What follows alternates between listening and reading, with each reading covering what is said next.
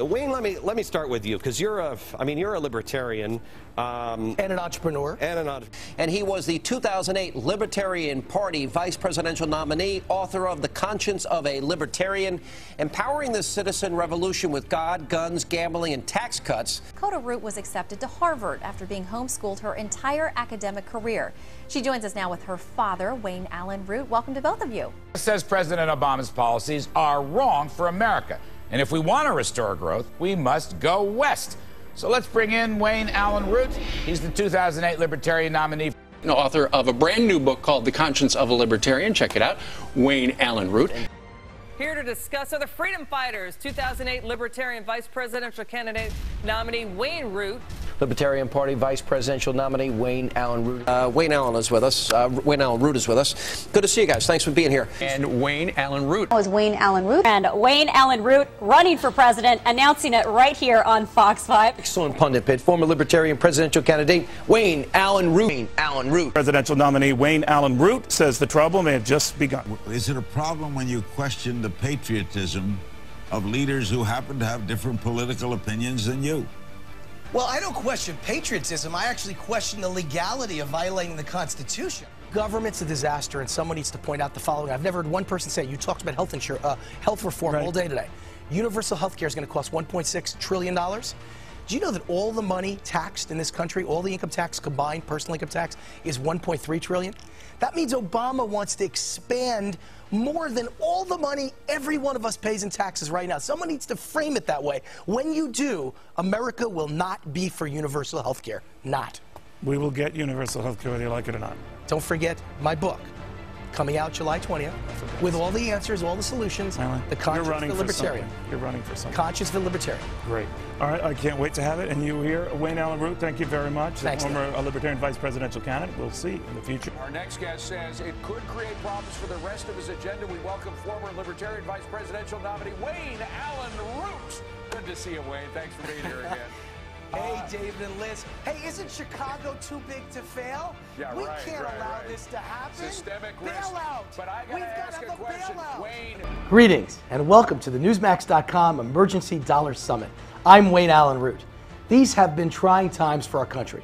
We've all witnessed massive job losses. We've seen waves of foreclosures.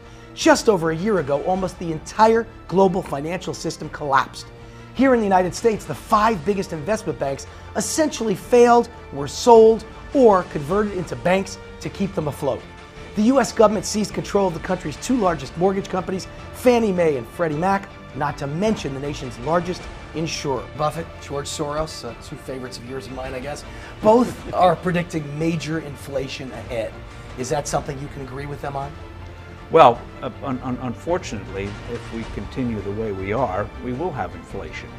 The only good thing about it is, as we saw in the 1970s, it does bring about a political reaction. Stimulus, you feel about the same as I do about it, that government fails at pretty much everything it does, and stimulus doesn't seem to work. Yeah, government does not create wealth. Are you going to run in 2012? I don't know yet. Okay. I don't know yet, but will you keep us posted? Here's the only thing I'll announce to you. The only thing I'll announce is if I have my druthers and I could do it my way, I'm up for several nationally syndicated radio and TV shows. Okay. I'd rather do that and become real well known for the next 5 years and run in 2016 with a well-known brand name and have a legitimate chance of winning the presidency or U.S. Senate in Nevada in 2016. So that's my plan if I can get away with it. But a lot of people in the party want me to run in 2012. Yeah. We'll see. Okay, but you'll keep us posted. Keep you posted. Can I be one of, at least I want to be on the phone call list. Yeah, you know how you can think of me from now on because you had a problem with Ron Paul?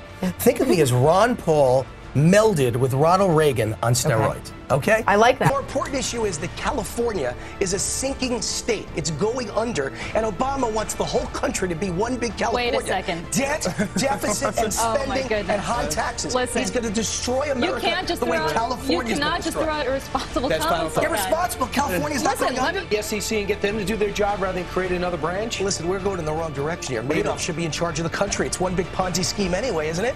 We're inflating money. We're becoming Zimbabwe. Madoff shouldn't be in prison. We should let him run run Treasury. I mean, that's what it's come down to. Obama's just taking from the rich, giving to the poor. But even the President of the United States, President Bush, said Wall Street got drunk. Can we sober Wall Street up? It got drunk with Chris Dodd watching, with his wife working for, what, AIG? It got drunk with Barney Frank watching, with his boyfriend running Fannie Mae Freddie Mac. It got drunk with Ari Emanuel collecting his version of bribes. Of course, it's legal bribes from Fannie Mae Freddie Mac. Ari Emanuel's in Hollywood, yeah. I mean, should the government be giving, just privileged citizen status in exchange for personal information?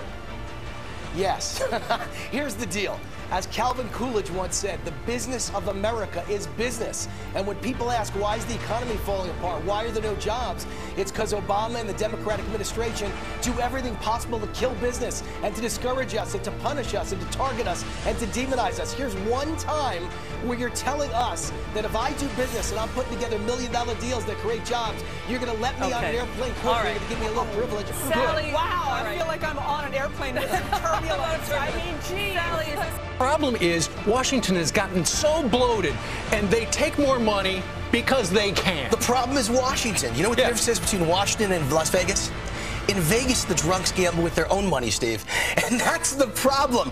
It's the Republicans, it's the Democrats, it's the system, it's the bureaucrats, it's the Beltway insiders. They don't know how to tell the truth, and they don't know how to not raise taxes. You know how much I believe Obama today? The same way I believe Tiger Woods later today when he says, I won't cheat again. You know what the answer is? I call it veto. Vote every one of them out, Republicans and Democrats. Okay, but throw them like out. that. I smell a bumper sticker. Veto, that's it. Well, it's tax day, of course, but with nearly 47% of households not paying any federal income tax, is it possible to consider abolishing them altogether? Our next guest says he has a realistic federal plan that would get rid of federal income taxes forever. I want to talk to this guy. Who is he? Wayne Allyn Root, and the author of Conscience of a Libertarian and the 2008 Libertarian Vice Presidential Nominee. And he joins us live today. Good morning to you, Wayne. Hi, Gretchen. Good morning to you. How the heck do you eliminate federal income tax? Tell me how we do it. Well, first of all, let me start with a definition. It's not greedy to want to keep more of your own money. It's greedy to ask government and the IRS at gunpoint and threat of prison to steal it from others who earn it and redistribute it to those who don't. That's the definition of greed. So my goal is to try and allow people to keep more of their own money, and the people I'm talking about are the taxpayers and the small business owners, the people that earn the money in the first place. I am diametrically opposed to my old college classmate Barack Obama, who seems to think you take it from the people that work all day to earn it and you redistribute it to those who couldn't care less, sit on the couch and watch Oprah all day. The state of Nevada, where I live, has gotten 1 million new residents, Gretchen, in the last 10 years. California, right next door, has lost 1 million, and the difference is out of control runaway taxes and spending in California. Well, it's always great to get you fired up. Wayne Root, the author of The Conscience of a Libertarian, especially since it's 5-something a.m. for you out there in Nevada. Thank you so much, and if people want to know more Gretchen, about that, they can let me check say out your one more book. thing. It's about opportunity and freedom. Taxes are an opportunity and freedom issue, and when you raise taxes, you take away people's ability to save their money and to pay for their kids' college education and to change their lives, to open a business and to make money and to gain freedom. So I think it's immoral to raise taxes. I really do. All right. Very great segment. Thanks so much for being our guest.